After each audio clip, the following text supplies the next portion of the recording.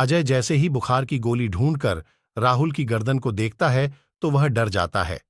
अजय हकलाते हुए राहुल से पूछता, हे रारा राहुल, ये निशान कैसा है तेरी गर्दन पर? सच सच बताना।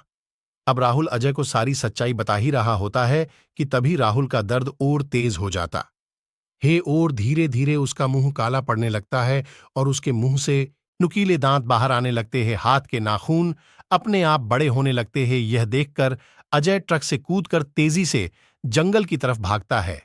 अजय जान चुका था कि राहुल को जरूर उस राक्षस ने काटा है और उसे यह भी पता था कि अगर वो राक्षस किसी इंसान को काट ले तो वो इंसान भी एक भयानक दानव बन जाता है। भागते भागते अजय की सांस फूलने लगी थी। उसे समझ नहीं आ रहा था कि वह करे तो क्या करे। तभी उसे एक डरावनी आवाज अपने पीछे से आती हुई सुनाई देती है।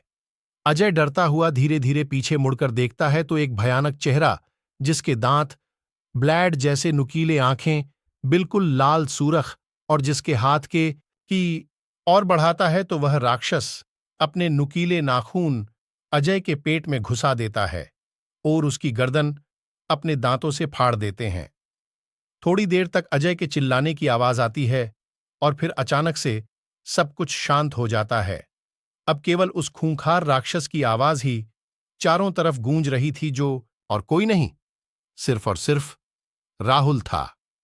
अगले सवेरे जब राहुल की आंख खुली तो उसने खुद को एक सुनसान सी जगह पर बिना कपड़ों के पाया। उसे समझ नहीं आ रहा था कि वह यहां पर पहुंचा कैसे। वो तो कल रात अजय के साथ काम पर निकला था। उसने खड़े होकर अपने चेहरे और हाथों को देखा तो उसके हाथ खून से लाल थे और मुंह पर भी खून लगा हुआ था। राहुल यह देखकर काफी डर गया। उसे समझ नहीं आ रहा था आखिर ये उसके साथ हो क्या रहा है। वो जैसे तैसे किसी भी तरह अपने घर पहुंचा और अब भी वह इसी उलझन में उलझा हुआ था कि आखिर उसके साथ कल हुआ क्या था। तभी वह अजय को फोन मिलाने के लिए अपना फोन ढूंढता है, लेकिन उसे अपना फोन कहीं पर भी नहीं मिलता। फिर वह अजय के कमरे पर जाता है तो उसे पता लगता है कि उसकी तो मौत हो चुकी है। उसे किसी जानवर ने बड़ी बुरी तरीके से मार डाला। राहुल यह सुनकर बहुत ज्यादा बुरा हुआ। बेचारे के घर में कल ही तो खुशियां आई थीं और आज मातम छा गया। मामला जानवर द्वारा मारने का था तो इसकी ज्यादा छानबीन नहीं हुई, लेकिन राहुल अपने दोस्त अजय की ऐसी दर्दनाक मौत को लेकर काफी सदमे में था। अब वह करता भी तो क्या, उसका दोस्त तो दुनिया से जा अब वह करता भी तो क्या, उसका दोस्त तो दुनिया से जा चुका था। धीरे धीरे कुछ दिन बीत गए। राहुल ने भी बीती बातों को भुला दिया। उसकी बी फार्मा पूरी हो चुकी थी और उसे एक फार्मा कंपनी में अच्छी जॉब भी मिल गई थी।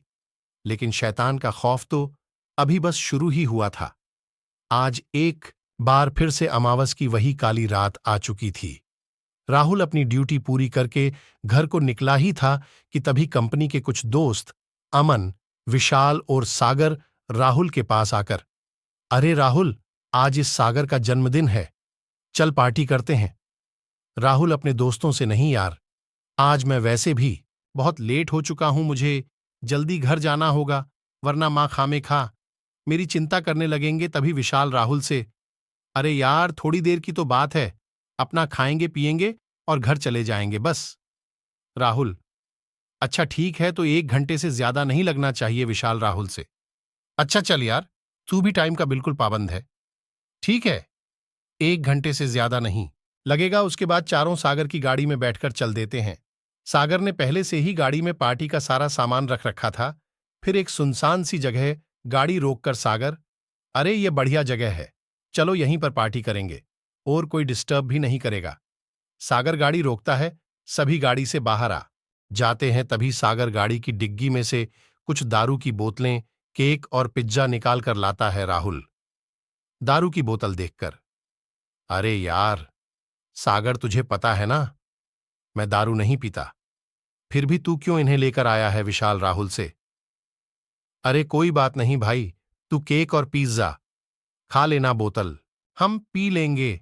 ये कहकर विशाल हंसने लगता है। पार्टी और बातें करते करते वहां पर उन सभी को पूरे 2 घंटे हो चुके थे। राहुल अपने दोस्तों से, अरे यार और कितना टाइम लगाओगे यार, तुमने 2 घंटे लगा दिए यही, पर मैंने तुमसे पहले ही मना किया था। तभी अमन थोड़ा नशे में, चलते हैं ना, तुझे कौन सा अमेरिका जाना है राहुल? गुस्से में, मैं इसीलिए तुम्हारे साथ नहीं आ रहा था। और तभी अचानक से राहुल के सिर में तेज दर्द होने लगता है। उसका शरीर गर्म होकर पसीनों से तर होने लगता है और आंखें एकदम लाल सुर्ख हो जाती हैं। राहुल फिर जोर जोर से चिल्लाने लगता है और हाथों के नाखून बड़े होने लगते हैं। यह देखकर सभी दोस्तों के चेहरों पर डर का खौफ छा जाता हे, और वो सभी डरकर गाड़ी की तरफ भागने लगते हैं। अमन, विशाल और सागर तीनों ने जितनी पी रखी थीं, एकदम से सारी उतर गई थी। तीनों हड़बड़ाते हुए गाड़ी तक पहुंचे ही थे कि एकदम गाड़ी के ऊपर सै वो हैवान छलांग लगाकर उनके सामने आ जाता है। उस हैवान की खौफनाक शक्ल देखकर तीनों दोस्त डर से थरथर कांपने लगते हैं, क्योंकि इस बार वो हैवान पहले से भी ज्यादा भयानक दिख रहा था। उसके सर से 2 नुकीले सिंग निकल आए थे जो दिखने में लाल और काफी डरावने लग रहे थे। अब उन तीनों के साथ क्या होगा, ये देखने के लिए चैप्टर 04 देखना ना भूलें।